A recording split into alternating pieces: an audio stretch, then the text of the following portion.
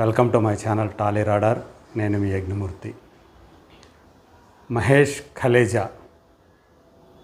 ఇప్పుడు రిలీజ్ అయినటువంటి ఆ సినిమా గురించి ఒక విశేషం చెప్పుకుంటూ ఉన్నారు. ఇప్పటి వరకు తెలుగు సినిమాలకు సంబంధించి రిలీజ్ల విషయంలో మహేషే అప్పర్ హ్యాండ్లో ఉన్నాడు అనేది నిజం. అతను కథానాయకుడిగా నటించినటువంటి ఒకప్పటి మురారి సినిమా ఇప్పటి వరకు తెలుగు సినిమాలకు సంబంధించినటువంటి రిలీజ్ విషయాల్లో నంబర్ 1 ప్లేస్లో ఉంది. అది 8.9 crores గ్రాస్ కలెక్ట్ చేసి టాప్ ప్లేస్లో ఉంటే, దాని తర్వాత ప్లేస్లో 8 కోట్లతోటి గబ్బర్ సింగ్ ఉంది. అలాగే టాప్ 5లో సీతమ్మ వాకిట్లో సిరిమల్ల చెట్టు కూడా అది 5th పొజిషన్లో ఉంది. అలా 5 సినిమాల టాప్ 5 ఫిలిమ్స్లో నంబర్ 1, నంబర్ 5 ఫిలిమ్స్ మహేష్వే కావటం విశేషం. ఈ రిలీజ్ విషయాల్లో ఆయనకు దన్నుగా నిలబడింది మాత్రం ఓవర్సీస్ మార్కెట్ అనే చెప్పాలి. అమెరికాలో ఆయన సినిమాలు ఏదైనా సరే, ఓవరాల్గా డిజాస్టర్ అయిన సినిమాలు కూడా అక్కడ మంచి కలెక్షన్స్ వసూలు చేయటం మనం చూస్తూ ఉన్నాం. ఇప్పుడు మే 30వ తేదీ ఖలేజా సినిమా విడుదలైంది. 2010లో మొదటిసారి విడుదలైనప్పుడు ఆ సినిమా బిలో యావరేజ్గా బాక్సాఫీస్ దగ్గర నిలబడింది. త్రివిక్రమ్ డైరెక్ట్ చేసినటువంటి ఆ సినిమా చాలా స్టైలిష్ ఫిల్మ్గా మేకింగ్ పరంగా మంచి పేరు తెచ్చుకుంది. మహేష్ పర్ఫార్మెన్స్కి అభినందనలు దక్కాయి. అలాగే అతని కామెడీ టైమింగ్ కూడా జనం మెచ్చారు. కానీ అది కాస్ట్ ఫెయిల్యూర్గా నిలిచింది. సో ఎన్నాళ్ళ తర్వాత 15 సంవత్సరాల తర్వాత ఆ సినిమా రిలీజ్ అయింది. ఊహకు అందని రీతిలో ఆ సినిమా ఓవరాల్గా చూస్తే ఇప్పటి వరకు మనకు అందినటువంటి ఆ ట్రెండ్స్ ప్రకారం చూస్తే ఆల్మోస్ట్ 7 to 8 crores మొదటి రోజే గ్రాస్ సాధించే అవకాశాలు ఉన్నాయని చెప్పేసి మనకి సమాచారం అందుతుంది. అది ఇంకా పెరిగినా కూడా ఆశ్చర్యపోవాల్సిన పని లేదంటున్నారు. అంటే మొదటి రోజుకు సంబంధించి ఇప్పటివరకు కూడా గబ్బర్ సింగ్ టాప్ ప్లేస్లో ఉంది. అది బుక్ మై షోలోనే మొదటి రోజు 1,75,000 టికెట్ సేల్స్తో టాప్ ప్లేస్లో ఉంటే, ఇప్పుడు ఖలేజా వచ్చేసి 2 లక్షల టికెట్ సేల్స్ తోటి దాన్ని అధిగమించింది బుక్ మై షోలో అని చెప్పేసి చెప్తూ ఉన్నారు. సో ఇది నిజంగా ఒక రికార్డు. సో ఓవరాల్గా కూడా మొదటి రోజు సంబంధించినటువంటి రికార్డుతో పాటు టోటల్ ఎంతైతే రన్ ఉంటుందో ఆ రన్ విషయంలో కూడా ఈ గబ్బర్ సింగ్ మురారి దాటేసి టాప్ ప్లేస్లో వస్తుందని చెప్పేసి అందరూ కూడా ఆశిస్తూ ఉన్నారు. అది నిజం కూడా కాబోతోంది. ఇంకొక సంగతి ఏంటంటే, ఈరోజు భైరవం లాంటి ఒక ఆసక్తికరమైనటువంటి సినిమా కూడా రిలీజ్ అయింది. అందులో ప్రేక్షకుల్లో ఫేస్ వాల్యూ ఉన్నటువంటి 3 యాక్టర్లు ప్రధాన పాత్రలు పోషించారు. బెల్లంకొండ సాయి శ్రీనివాస్ హీరోగా నటిస్తే, అతనితో పాటు నారా రోహిత్, మంచు మనోజ్ కూడా ఆయనకి ఈక్వల్ క్యారెక్టర్స్ వాళ్ళిద్దరూ కూడా చేశారు.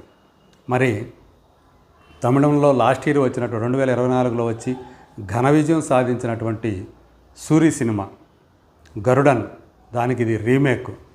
అందులో శశికుమార్ చేసిన క్యారెక్టర్ని నారా రోహిత్, ఉన్ని ముకుందన్ చేసిన క్యారెక్టర్ని మంచు మనోజ్ చేస్తే, సూరి చేసిన క్యారెక్టర్ని సాయి శ్రీనివాస్ చేశాడు.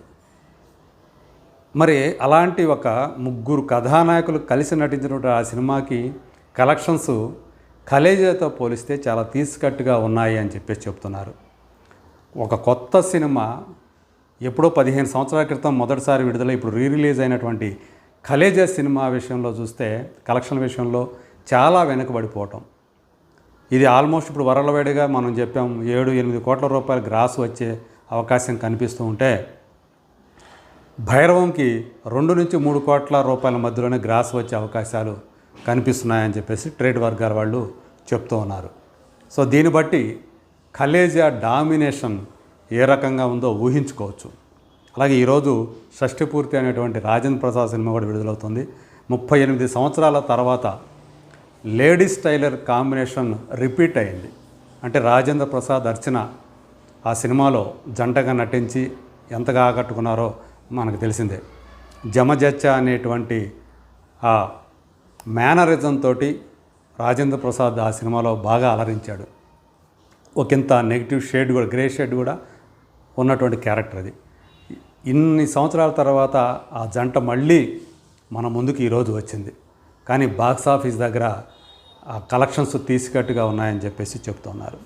ఏదేమైనప్పటికీ కూడా 15 సంవత్సరాల తర్వాత, అంటే అప్పటి మహేష్ అది బిలో యావరేజ్ అయినప్పటికీ కూడా మహేష్ పర్ఫార్మెన్స్ పరంగా, అలాగే మహేష్ కెరీర్ పరంగా చూసుకుంటే కాలక్రమంలో కలేజా అనేది ఒక కల్ట్ స్టేటస్ని సాధించింది అని చెప్పేసి అందరూ కూడా అంగీకరిస్తున్నటువంటి విషయం. మరి ఇప్పుడు ఆ సినిమా ఆల్రెడీ ఎలా ఉంటుందో తెలుసు, అందరికీ తెలిసిందే. ఇప్పటికే ఆ సినిమాను చూసినటువంటి మహేష్ ఫ్యాన్స్ కానివ్వండి, మిగతా వాళ్ళు సాధారణ ప్రేక్షకులు కానీ మరోసారి ఆ సినిమా కోసం ఏగర్గా వెయిట్ చేసి ఆన్లైన్లో దాన్ని ఆ బుక్ చేసుకున్నటువంటి విధానం చూస్తే నిజంగా చాలామందికి ఆశ్చర్యం కలుగుతూ ఉంది. సో ఇలా కొన్ని జరుగుతూ ఉన్నాయి. ఆరెంజ్ అనే సినిమా రామ్ చరణ్ మనం చూసాం. అది మొదటిసారి వచ్చినప్పుడు డిజాస్టర్ అయితే, ఇప్పుడు మళ్ళీ రీరన్లో అది రిలీజ్ చేసినప్పుడు అది చెప్పుకోదగ్గ రీతిలో కలెక్షన్ సాధించింది. ఆల్మోస్ట్ 5 కోట్ల రూపాయల దాకా అది కలెక్షన్ సాధించిందని చెప్తున్నారు.